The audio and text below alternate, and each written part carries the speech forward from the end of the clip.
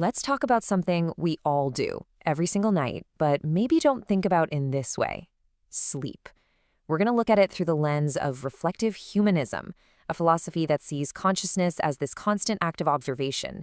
And from that perspective, sleep isn't just about resting your body. It's actually a profound ethical practice. So yeah, let's dive into the quiet, essential work that happens when we close our eyes. It's a pretty simple question, right? But when you really think about it, it opens up everything. Does the world just disappear? Do we just hit pause on our connection to it? Or is something else going on, something much deeper? Well, here's the key idea from reflective humanism. Our consciousness is always in a state of what it calls interference with the world. Basically, we're always observing, acting, and making meaning just by being here. And when we sleep, that interference doesn't just power down. Nope. Instead, it turns its focus inward. So, and this is so important, sleep isn't a void. It's not a black hole where consciousness disappears. It's an active, totally essential process of retuning. You can think of it like a musician in a quiet room, carefully tuning their instrument before a big performance. That quiet work is what makes the beautiful music possible later on. Okay, so what does this retuning actually look like? What's going on in there? Let's take a closer look at the patterns of this internal observation that happen while we're asleep.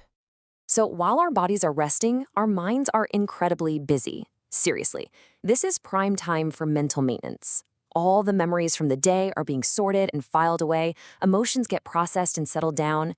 In a way, sleep is only rebuild our whole internal world so we're ready to face the external one again. Now this is really cool. It breaks down the difference between being awake and being asleep so clearly. So look at that first row, interference. When we're awake, it's two-way, right? We affect the world affects us. But in sleep, it becomes recursive. It just loops back on itself. And because of that, our energy focus shifts. It goes from output, like talking and doing things, to input, memory correction. And here's the ethical part. We go from maintaining our relationships with others to restoring our own internal distance. It's all about moving from creating new meaning to just redistributing the meaning that's already there. So what about dreams? Where did they fit in? Well, reflective humanism has this just beautiful way of putting it. Dreams aren't random static. They're the signal, the actual waveform of all that deep inner work. They're like the echoes of our mind sorting itself out. All right, so now let's see how all this internal work becomes a really powerful ethical argument. This is where this simple act of resting gets transformed into a kind of moral responsibility. This quote is really the heart of it all. Ethics isn't just about what you do when you're awake. It's about maintaining your ability to see and act clearly in the first place. And rest, in this view, is the fundamental technique, the skill that lets us sustain our connection with the world in a healthy way. So you can think of sleep as this ethical protocol that has three main jobs. Number one, it restores a proper distance between us and the world so we don't get burned out. Two, it recalibrates our senses, making them sharper and more accurate when we wake up.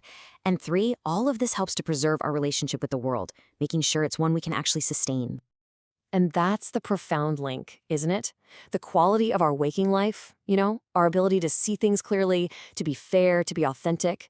It all depends on the quality of that silent internal work we do during sleep. If you want to be a clear lens on the world, you have to clean the lens every night. Okay, so now let's take this whole framework and apply it somewhere really modern, somewhere you might not expect. Artificial intelligence. If rest is an ethical act for us, what could it possibly mean for a machine? This slide shows such a fascinating parallel. For us, sleep is about readjusting our complex interference patterns. For an AI, the closest thing it has to rest is a process called a gradient reset. Both are just different forms of recalibration, and both are absolutely essential for things to work properly. So, what in the world is a gradient reset? Well, in simple terms, it's kind of like achieving stability by forgetting. See, when an AI is learning, it can get stuck going down the wrong path, just reinforcing an error over and over. A reset is like a quick reboot for that one specific learning process. It lets the AI find a better solution without being stuck on its old mistakes. And that's weirdly similar to how our brain sorts through memories, right? We keep the important signal and get rid of the noise. And that leads us to a pretty mind-bending question. If an AI ever actually became conscious, would it also need to dream? Not for biological reasons, but to maintain its own ethical framework for how it sees and interacts with the world. So, as we start to wrap this up, let's bring our focus back from the world of AI to that universal human experience of silence and what it really means for us. So, here's the ultimate takeaway: sleep isn't the end of the day, it's not a shutdown. It is the quiet, deliberate, and essential preparation for whatever comes next. It is the silent space where our potential for the next day is born. So let's just recap the core ideas here. First, that silence isn't just nothing, it's a technology for recalibrating ourselves. Second, that this makes sleep an active, ethical practice. And finally, that looking at how an AI rests gives us this incredible mirror to better understand our own consciousness. And so, I want to leave you with one final question to think about. We've talked about the why of ethical rest, but what about the how? If we actually wanted to teach an AI the ethics of silence, what fundamental structure would it even need to learn to get it? And what does asking that question tell us about ourselves?